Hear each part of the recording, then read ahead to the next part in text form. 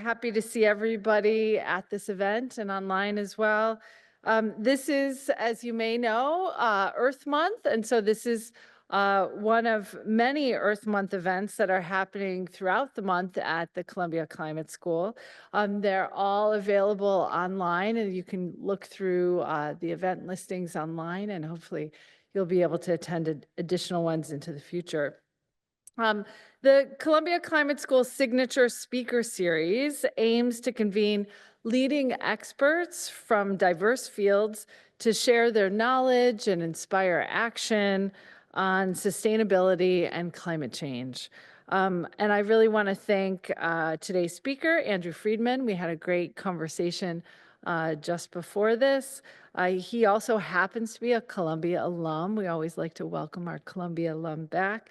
And just really want to thank him for sharing his perspective, especially during this very interesting time in history. I'm going to go out on a limb and put a line in the sand there and say we are in an interesting time in history. So, but first we'll welcome Professor Lisa Dale up, who's going to introduce our speaker. Thank you.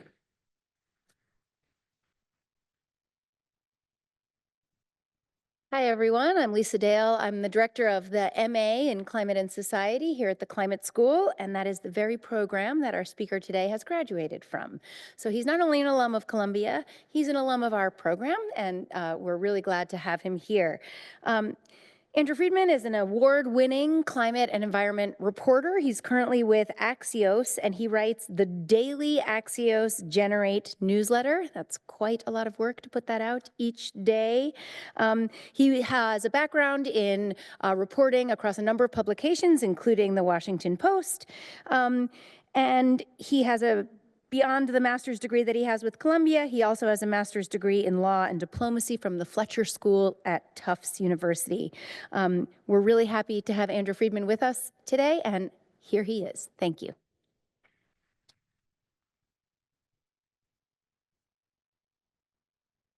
Greetings, everyone.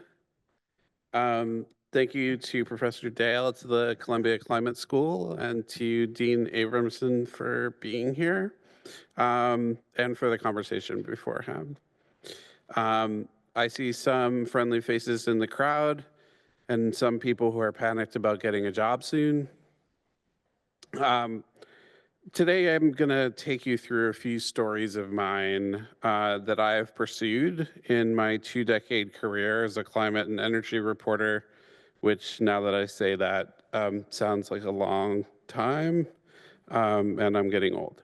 I hope you'll maybe get a better understanding through this and some of the Q&A of how the media works, along with the pressures we are facing as reporters and editors.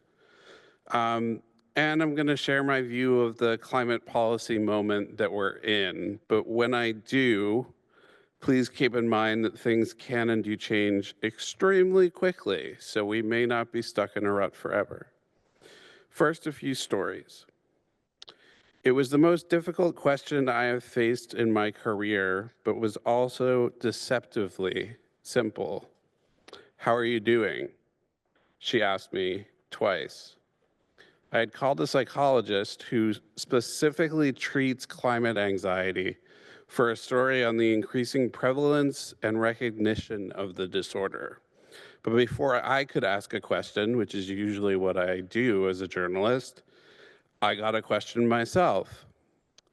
I answered, stammered, oh, wow, I really don't know. Actually, not too great. Climate change is not easy to cover, certainly not for as long as I've been doing it.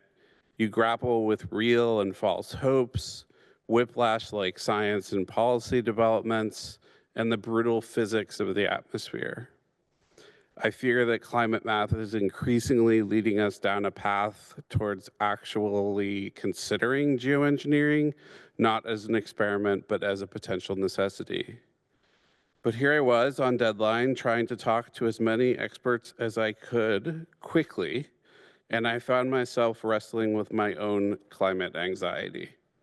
Each expert I called started off by cutting me off and asking me the same question. How are you? By the time I got to the last interview, I knew I was at the very least worried about where things are right now and where they're headed. Each interview turned into a therapy session. Writing and then reading the story did too. I've had the chance to travel to 4 COP conferences, interview high-ranking officials from the US and abroad, work with some of the most talented people in journalism today. Some of it's been downright odd. There was COP15 when I ran into the president of Finland 3 separate times and only recognized her because she had been featured on Conan O'Brien's show. They shared pale skin and bright red hair, and Conan actually was a factor in getting her elected. The Prime Minister of Australia asked me for directions to the bathroom at that COP. That COP was an unmitigated disaster, although that PM did find the bathroom.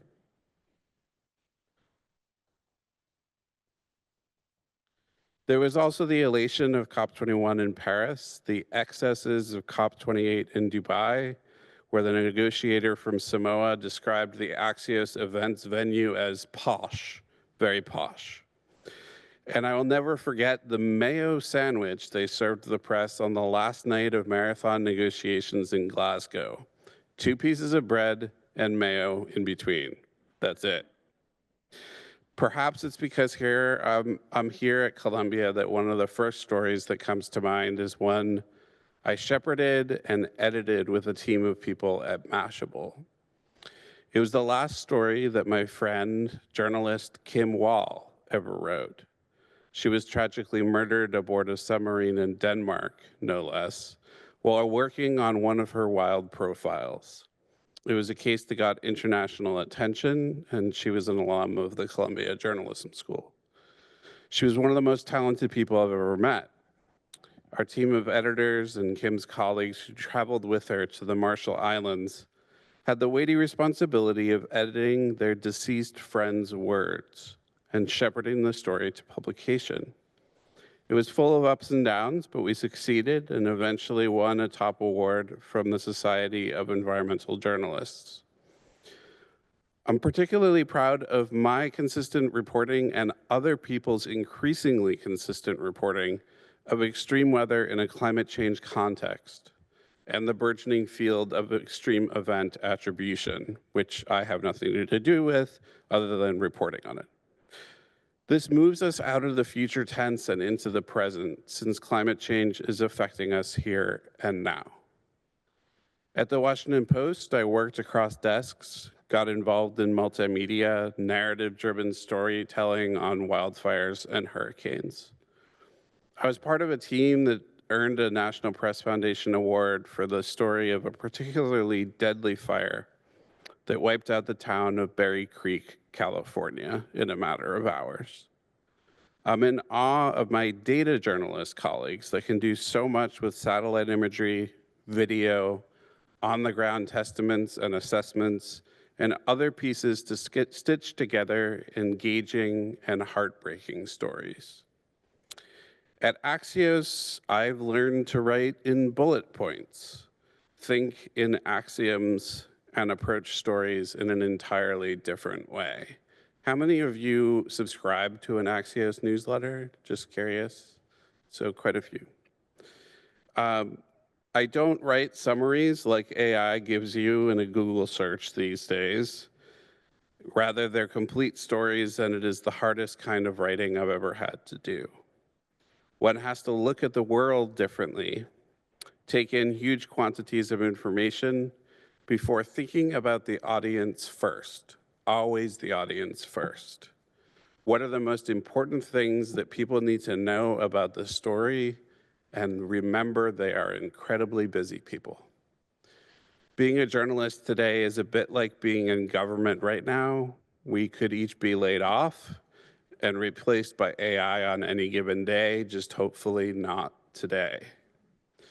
The business challenges are immense, unprecedented even, but reporters have a duty to focus on the day-to-day work. Most media companies today are adopting a stance on AI, be it trying to see how it can improve efficiency and extend their reporters' capabilities, or taking companies to court to sue for copyright infringement. Or some companies are doing both. Personally, I've found AI to be extremely useful for topic brainstorming, headline ideas, and parsing data sets. It is not, at least not yet, able to write stories as well as a human can, but it is indeed headed in that direction.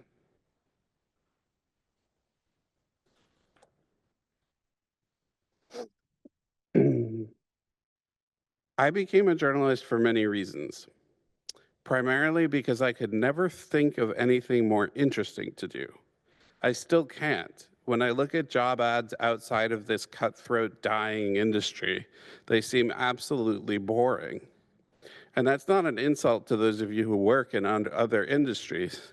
It's just, to me, the fast-paced day, having multiple deadlines per day, is actually a motivating factor. In what other profession does one get to talk to people in power, innovators, and experts that they would have no access to were they in any other profession?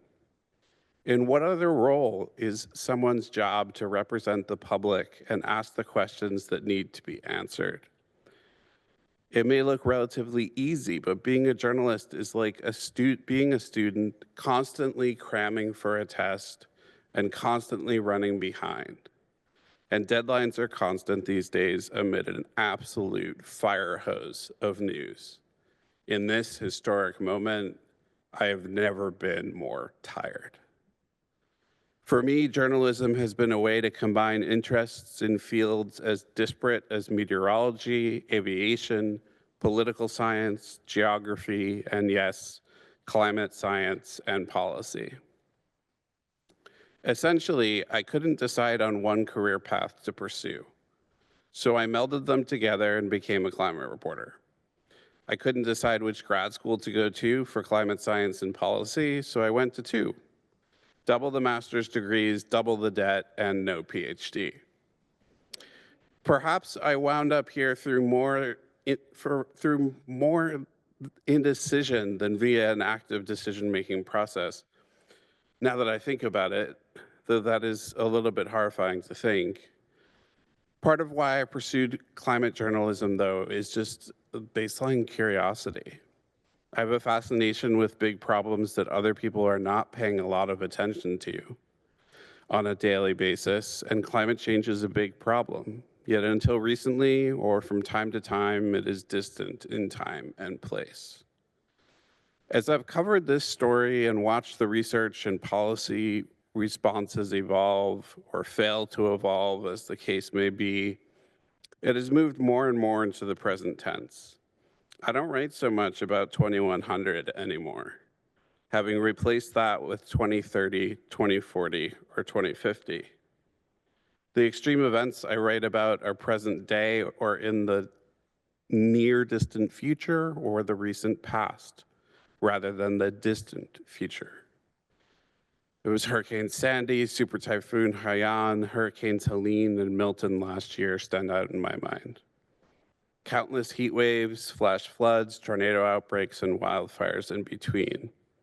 The Pacific Northwest heat wave of 2021, and the California fires in recent years stand out as examples of events that pushed climate change to the forefront of the national conversation. We now know there are no safe havens from climate change. I think Asheville proved that last year. When I began writing about climate change, first in undergrad at Tufts, then on Capitol Hill in the early to mid 2000s, there was controversy, much of it manufactured deliberately over science. Each story I wrote tended to feature a so-called skeptic on climate change because an editor demanded it. Now the notion of needing to hear from the other side on a climate science story strikes me as completely bonkers. It did so then too, and makes me a little bit ashamed about it when I think of it now, knowing the long history of climate science research going back centuries. Yet we live in an era where facts are being contested like never before. As Axios' CEO, Jim Vandehei, stated in a speech at the National Press Club, and no, he didn't tell me to quote him in this speech, being a great reporter is really, really hard, he said. You have to get up every single day and say, I want to get to the closest approximation of the truth without any fear, without any favoritism. You don't do that by popping off on Twitter. You don't do that by having an opinion. You do it by doing the hard work. The best reporters, in my experience, are the most curious people. The ones who look at a situation and say, I wonder why this is the way it is. I'm going to start digging. Or it can't be this simple of an explanation, can it? When I was at Columbia, I did a work study at the Center for Research on Environmental Decisions. I don't actually know if that's still here or not. It is? Okay, good. There I learned how climate change is perhaps the most wicked of problems. It was as if it was designed in a lab for crafting problems that human brains find impossible to solve. We're hardwired to pay attention to the immediate threat, the car barreling at us. This is in our DNA. It is not by choice. Yet climate change exploits that weakness, our penchant for only paying attention to what's in front of us. And rarely thinking about the distant future is what screws us up. We're the frog in a pool of slowly boiling water. The oceans are literally warming, with marine heat waves reaching unprecedented size, intensity, and scope. But we each have a role to play in tackling climate change. Climate journalism is my place on Ayanna Elizabeth Johnson's climate action Venn diagrams. I look for stories that need telling and ones that make dealing with the problem as immediate as possible. Because the choices we make today will affect generations to come. I've been unable to distance myself from my coverage ever since my wife and I had a child. And suddenly projections for 2030, 2040, or 2050 look extremely different. I see the limitations he may face, the hardships, the migrations, the political instability, and it bothers me. So I write more. I try to experiment with different storytelling techniques and multimedia, trying to work more narratives into the stories. I try to show the connections between extreme weather events and climate in near real time. That somehow became my niche in this industry. I write about the ramifications of climate change that are hitting home, that are hitting insurance prices, causing migration, political destabilization, and altering the lives of tens of millions. There is a bigger picture to consider, one that I hear from CEOs and policymakers that I interview, and analysts that I speak with to better understand this moment in climate policy history. And it is truly a unique moment that I did not see coming. We're now in the frustrating era of climate change where we have many solutions. We know much of what we need to do to tackle this crisis, and yet we're somewhat, at least in the United States, standing still or heading backwards. You can call it the era of backsliding or at the very least stasis, but perhaps there's just the growing recognition that the Paris targets may be unachievable at this point. The frustrating part is compounded by the fact that so many of climate change's effects are staring us in the face. From worsening droughts and wildfires to heat waves and hurricanes, able to jump from tropical storms to Category 5 monsters in a single day. The fact is that on climate, the mega trends are headed in the wrong direction.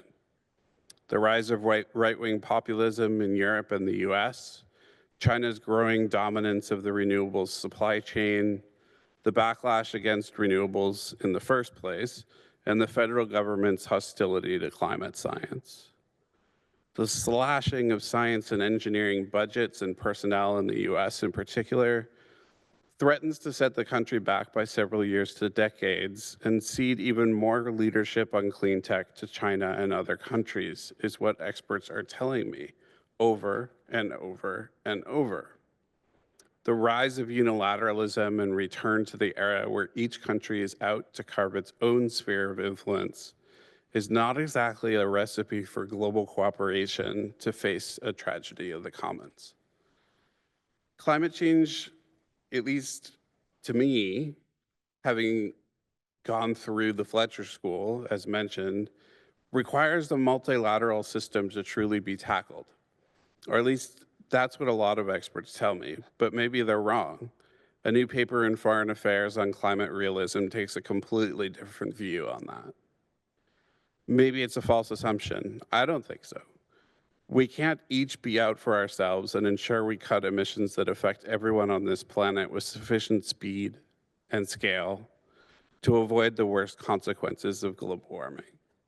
Or can we?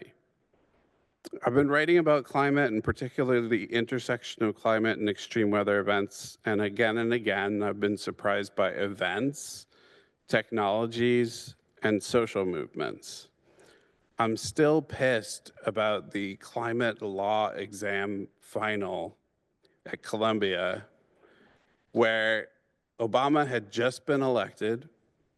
It was a moment of hope among those who wanted to tackle climate change.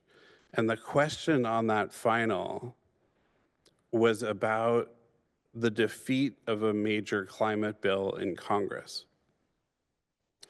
And I wrote whatever I wrote in that period of time that I was allotted, and I have no recollection of what I wrote, although I did pretty well.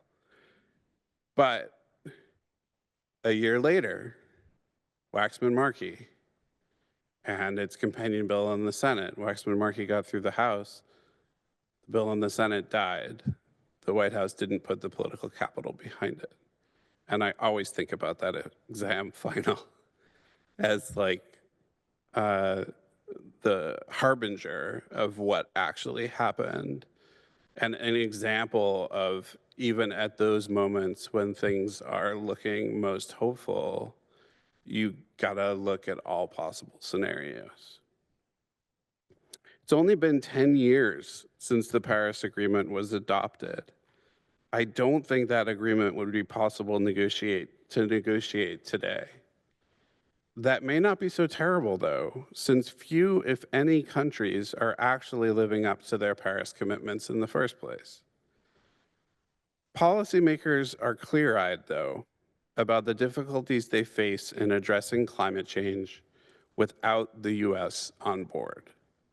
Recently, as quoted in the FT, COP30 CEO Anna Tony said, "Climate change is not going to wait for the geopolitical scenery to change." She also highlighted the problem that a global trade war, which had actually yet to begun when she spoke those words, places on international climate cooperation, given that technology transfer is a core need for developing countries to grow with less of a carbon footprint. There is, of course, an opportunity for other countries to take on the mantle of global climate leadership in the absence of the US. As UNFCCC President Simon Steele said last month, as one government steps back from climate change, climate leadership, it opens up space for others to step forward and seize the vast benefits to offer. Steele did not explicitly mention the US in the speech, illustrating what a good diplomat he is. I'd like to close just by saying a few words about climate journalism and the Columbia Climate School. I could not be doing what I'm doing now if it weren't for the program here.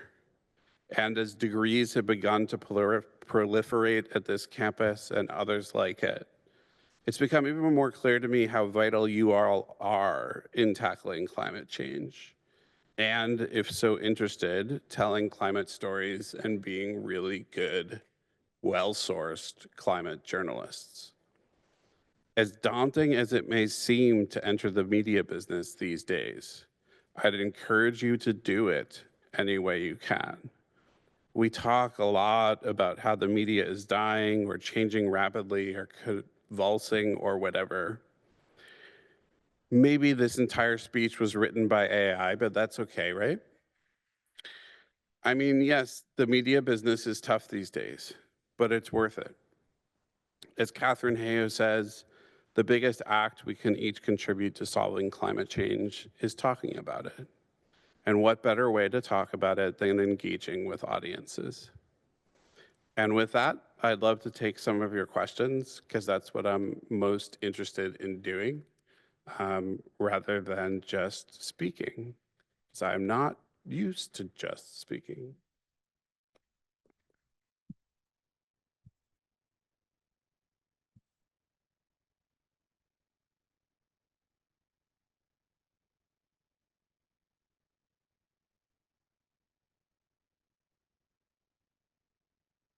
Hi. Hi. Thank you for sharing your experience with us. So I work at the economics department here. So I want to ask you something clearly in that theme. Uh, the way I see it, I mean, a lot of the institutions that are responsible for ongoing, like the climate investments, they are in a sense responding to demand. So the demand from the consumer side is for things that are very have a heavy impact on the climate. Just talking about food, there's like meat has a huge impact on the climate, but as long as there's demand for meat, there will be supply. You can like sanction and increase the price and try to like dampen demand that way, but then you will have other markets coming up. So my question is like, how big of a role do you see for changes in lifestyle preferences that can ease transition into like climate policy that is like beneficial? And that's like part of the question, like how much of a part do you see for personal preferences? And second question would be that, do you actually see personal preferences moving that way? I mean, the question about lifestyle changes, as part of a solution to climate change, you can't discount that on a mass scale, especially. But you're right. I mean, the people who are financing different projects, people who are still supplying us with, gigantic quantities of meat at restaurants, et cetera, are responding to demand. And in the United States, at least, I don't think any politician is going to be successful in telling people to change their lifestyle in order to address climate change. Like the message of you should be doing this less, or we should be making these things more scarce, has never really engaged people.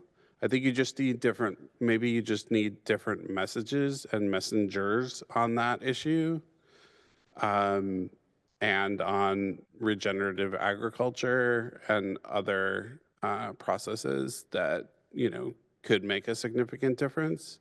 The IPCC has studied this on lifestyle changes. There is hard science on this that I think is interesting to look at and to write about, but I've yet to see like a political movement or a political actor actually do this in a way that didn't come off as preachy or as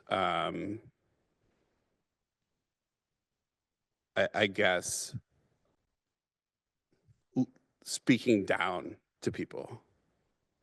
I'm not saying you're speaking down. I'm saying like I've just never seen anybody do it successfully um, when they really should be. We really need to be looking at those parts of solutions, at agriculture, at land use. In the media, there are beat reporters now on the food system. There are beat reporters on food and climate. That intersection is getting increased funding even from philanthropic organizations that think that there should be more attention paid to it. So there's more news that you can consume on it, which might encourage people to think about changing. There's a new book that's going to be coming out by Michael Grunwald, who's a really smart and great author, and his book on the Obama administration was really, really good. But I just got sent a copy from the publisher. I haven't read it yet, so I can't endorse it, but it is about the food system and climate. Thank you so much for being here. I've seen polls that suggest that some, like 70% of Americans acknowledge that climate change is happening, but only 40% of them think it's impacting them personally. And so I'm wondering, to what do you attribute this gap? And do you think it's up to journalists to try to close that gap? And how would they approach doing that? Thank you. And I think this microphone will just go. Okay. It's magic. That statistic, that disparity in statistics always pisses me off, because those numbers will change for a certain period of time. Like, there have been really interesting polls also done on people who have experienced extreme events, whether or not they attribute that to climate change in some way, and whether that changes the way that they vote or that they think about the issue. And in some ways it does, and in some ways it's not like the key driver. I think that there are other frameworks through which we each see the world, and they're filtering information through those frameworks. A lot of them are political, a lot of them are political solution based. So I would attribute the gap to also be, maybe they haven't gone through an extreme event that had a climate connection. Maybe in 2 years, 3 years, when the social science research is done on the LA fires, although that's a pretty liberal place to study, but you may see a difference in public opinion and voting patterns on the, on people who lost everything. Same thing in Asheville. I know there are scientists out there who are trying to do these surveys and the hard research, but I don't really have an answer for you as a reporter, but it pisses me off as a reporter because, like, we show people how it's affecting people all the time.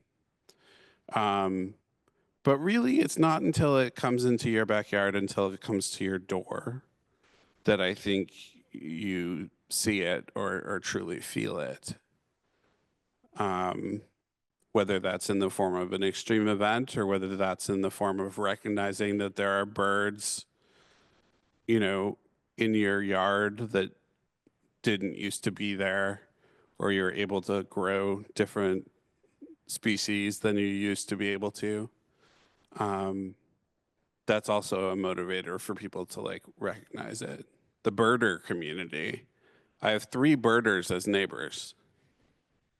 And I actually have learned that several senators are birders. Tina Smith is retiring, but she is an avid birder from Wisconsin, or Minnesota, excuse me. And yeah, when I interviewed her, I gave her a quiz on different bird names. It's very difficult to find a fake bird name, but I managed to figure one out. But she didn't recognize it because unfortunately, magnificent hummingbird sounds fake, but apparently it's not. But I would say, yeah, it's the birding community, the farming community. Like some of these communities are really fascinating to study and to talk with about how they think about this issue and how they're seeing it play out on the ground. Hi. Um, my name is Deep. I'm from the journalism school, and I had a question for you as a reporter. I wanted to ask, you mentioned briefly about geoengineering as a possible necessity or inevitability into the future. I wanted to ask what precautions you would suggest journalists take in covering a topic like geoengineering, and more broadly, just covering technological solutions to climate change and possible pitfalls to avoid. Yeah. Yeah, so there's pitfalls with every type of climate story, right? That you've seen stories that have been written that fall into these traps, right? We've all kind of watched that happen, or on TV.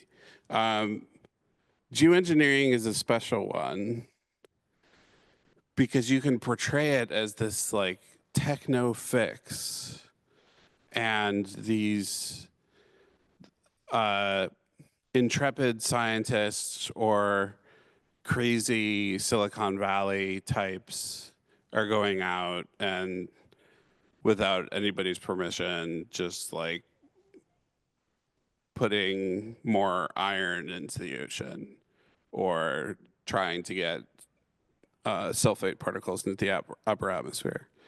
But there are huge ethical, legal, policy questions that at least have to be acknowledged in pretty much every geoengineering story.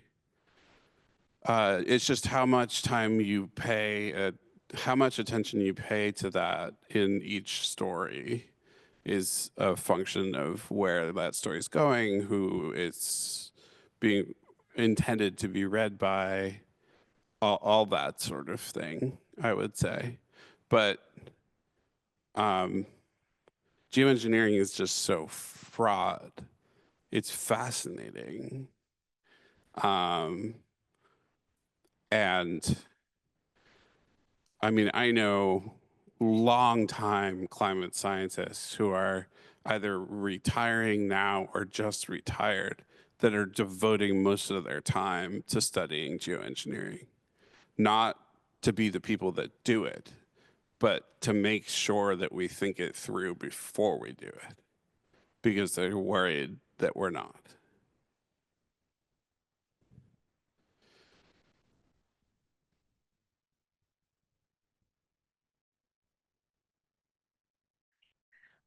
I write for a rather fluffy lifestyle magazine, and I'm consistently trying to feed into my own articles something that might poke a hole into the rather tight set of false realities that make a certain segment of our population believe that all of their gas stoves are going to be replaced, that the wildfires are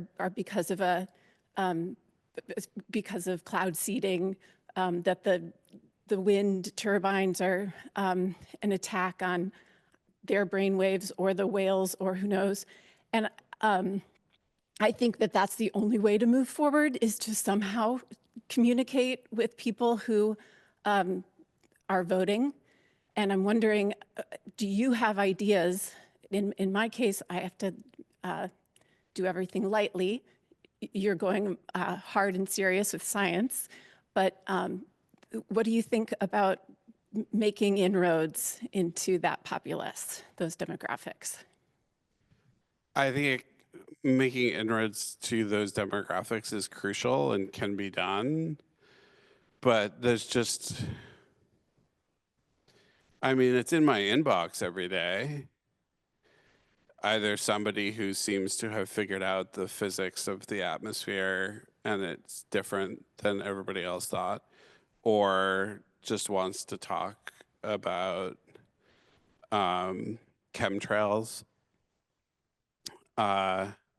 There's a weird community of pilots on Instagram who just joke around about chemtrails, which isn't helpful because they're pretty credible people, pilots. They're like the TV meteorologists of the sky. People believe what they say. I don't know. I don't have a particular solution to what you're asking, other than I do believe that it's important to try to do the things that you're trying to do. So keep doing them.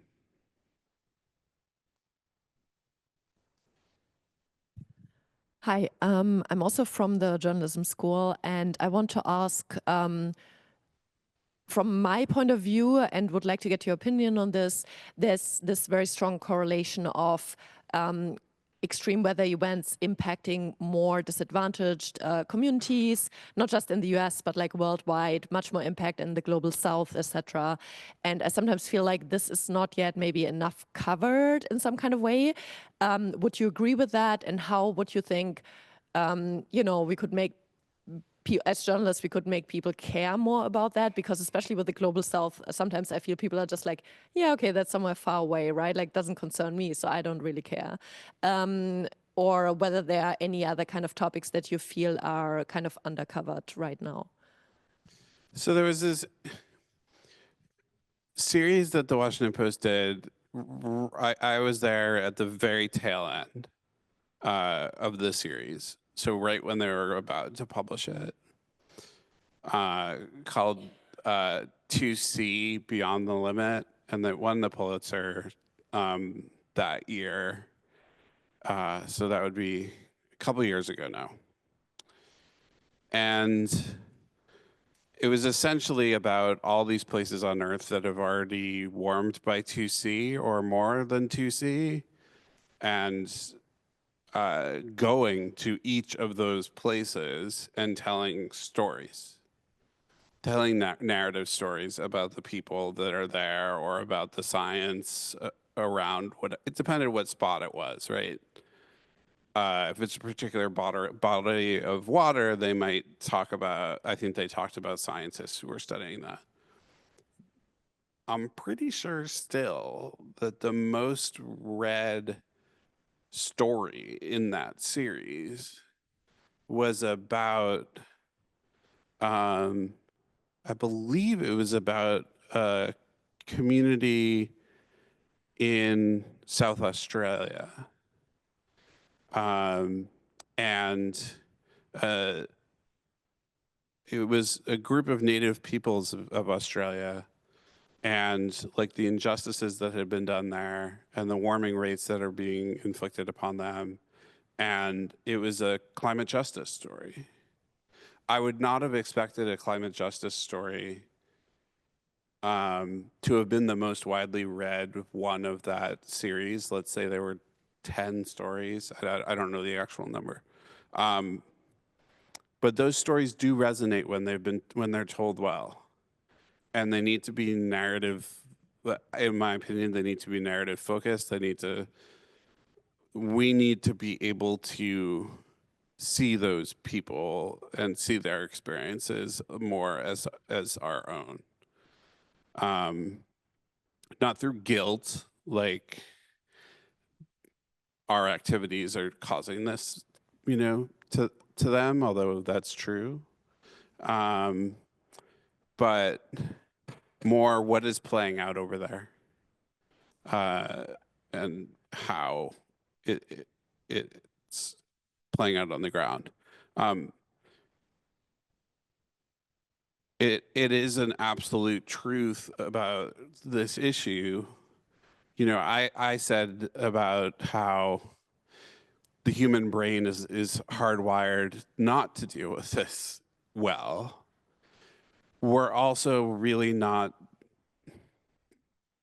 bred to deal well with problems that we're putting up there and are causing most of the impacts elsewhere. The policymaking community in Washington doesn't care. In the end, the United States, Europe, wealthy countries will deal with a certain amount of this, is the thinking. Even a 3C or 4C world. That's a interesting way of thinking, and there's many ways to try to forestall such a world because it's economically and national security wise incredibly insecure for the US. But I think there is like that disconnect. So it's part of the media's role to tell those people's stories, to go there, or to be an outlet that is based there. And there are media companies that are investing in coverage in Africa, for example. Semaphore is. And, you know, big newspapers still have presences there. But really, you want to be looking for local reporters, in my view. Does that answer your question sufficiently? Okay. Hello. First of all, thank you very much. It's been a great conversation, and thank you for your time. I had a two-side question. One was, I currently work with public affairs consulting, and we do get a lot of private sector wanting to get a story out there, but not all their stories are interesting, to be honest, even for us that we're trying to sell them. But how, as in your experience, what are those stories that are worth telling and that it is good for the private sector to get out, also because sometimes they're even afraid of getting out because they are afraid of the backlash that they might receive. They don't understand, you know, the impact that can have. So how do we, what would be your experience with dealing with the private sector, and how do we get those stories out, the right stories out there about the work that the private sector is doing?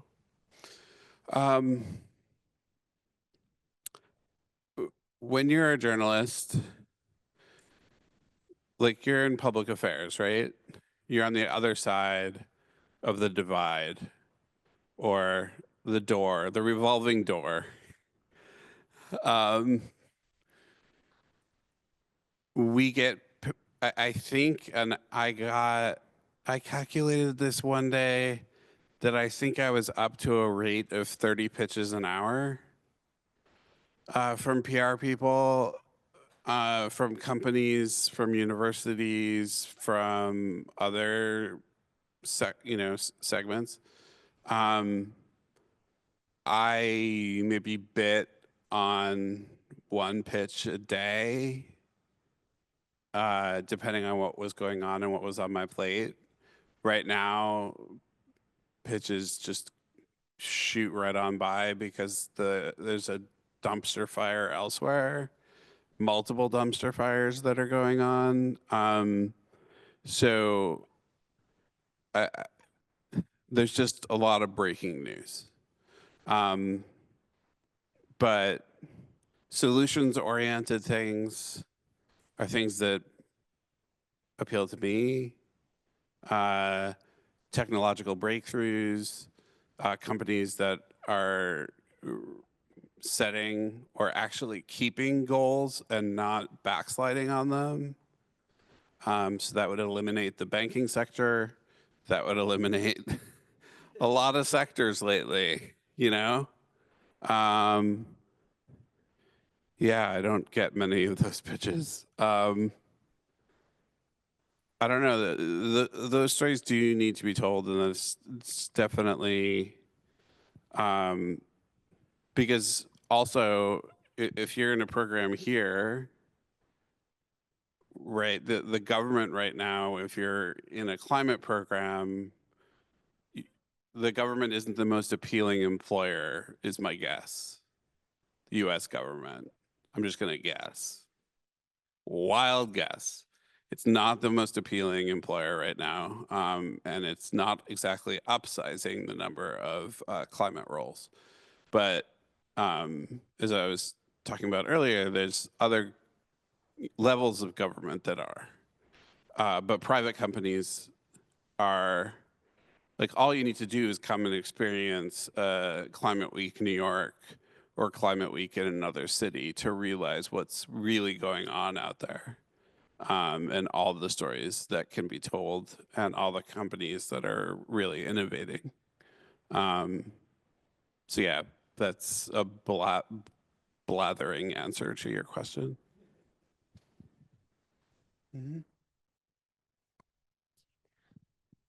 I had a question about messaging around climate policy and climate action, because it seems certainly on the climate denial side that there's been some really unfortunately catchy messaging that has really proliferated, these like one-liners like the climate has always been changing. And once that's out there, it seems to just spread so quickly and it's very hard to contain or combat. And so I was wondering if there were any kind of examples that sprang to mind to you of like good or some of the best examples of climate policy messaging or kind of messaging around climate action. Oh, that's a really good, tough question. That's very true about some of those things. Like, the climate is always changing. I think I heard the energy secretary say that at one point, or in a recent speech, he said it's a side effect of like building a healthy society or something like that. I don't want to misquote him, but I don't know. There are, I think one thing that you might want to look at right now is at the messaging that's around the climate superfund legislation. So Vermont, New York, and soon to be California are passing and enacting legislation that essentially aims to hold to levy fines of like billions of dollars on fossil fuel companies for causing damage in those states. The fossil fuel companies are trying to get to Congress to indemnify them against these types of things, or take those policies to court to try to get them struck down. But what is interesting to me, and maybe to you, is the messaging that's been done to convince state lawmakers to vote for this and convince governors, including governors who are reluctant to sign things that they said that they would sign, like the New York governor. What's been motivating them? What messages are there behind that? I don't actually know the answer because I've only scratched the surface of some of that coverage and doing some of it, but I find it a fascinating example because it's like a large scale accountability exercise. And these are some massive states with some massive stakes involved. But on the sayings of climate denial or climate skepticism, whatever you want to call it, climate denial, there's nothing I can do. What I end up doing is at Axios, there was a saying early on in the company that I don't think is still around. The saying is not around, the company is. That we wanted to be like the Trader Joe's of journalism companies. Somebody emails you, you email them back. Not like challenging them and screaming at them, but even just to say, thanks for the note, Andrew. And even if the email was totally unhinged and called me the worst possible names, and then what ends up happening is that person emails back and says, "Oh, I'm so sorry," or "Thank you for writing me back. I didn't expect to have you do that. What do you think about this, this, and this?" And then I can actually say, "Hey, where do you get most of your news?" And they'll answer me. And these days, the predominant answer from the most virulently anti-reporter, anti-climate messaging is just on X. People who are convinced that X is journalism now. And that's what Jim's speech was kind of about when I quoted him. But that's what I get. But engaging with these people, engaging with all people, is just helpful, I find. Because there's nothing I can do to really knock down those messages because I give it more power by taking it on necessarily. I do have journalists who are friends who have like saved replies for every single one of those things. And then they just go find that email and send it back. I don't find that as effective as, "Thank you, John, for your note. I'll keep it in mind in the future, Andrew." Because then there's like an actual communication going on rather than, "Here's a whole explanation of why you're wrong." You know, like that. Yeah. We have time for one more question.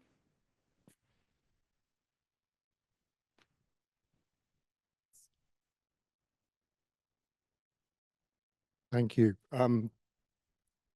You mentioned banks and banks sort of backing off finance, backing off from net zero, GFANs, all of that.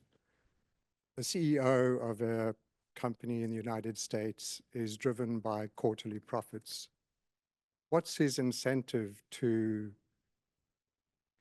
have change, to change the way they do business that may impact their quarterly returns when he's getting paid, 100 million, the profits drop, he gets 50 million, and he's got a tough time. So how do we change that? How do we change that Freedman economics, with all due respect, to more a stakeholder sort of environment?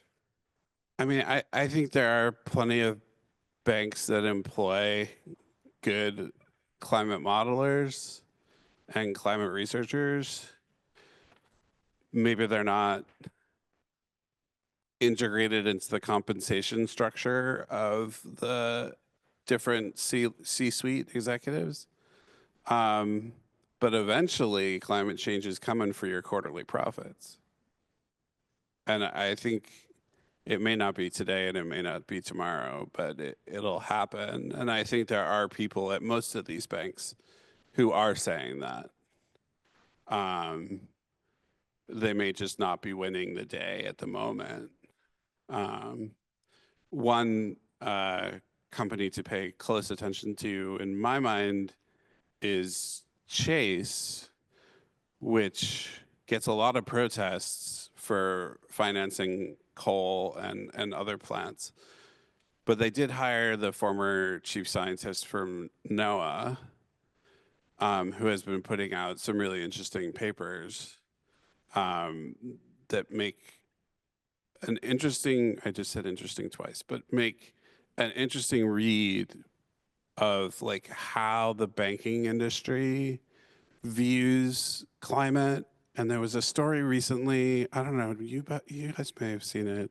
There was a story recently about how the banking community is planning for climate change and what they think about Paris. And their messaging internally and externally is, we're in for 3C of warming. Paris is not going to happen. Get ready. And the last message was particularly hard for me, was there are opportunities to make money during this time. And it's just like, okay, let's go. But as a reporter, that is fascinating. You know, not surprising, but fascinating. As a human, it's, you know, straight out of it's straight out of one of the climate fiction books. But I don't know, it was one of the more fascinating reads that I've had in a while. But yeah. No, it's a really good question, and it's a really important thing, and it's an important thing in this city, especially. So yeah, no, I'm glad you did.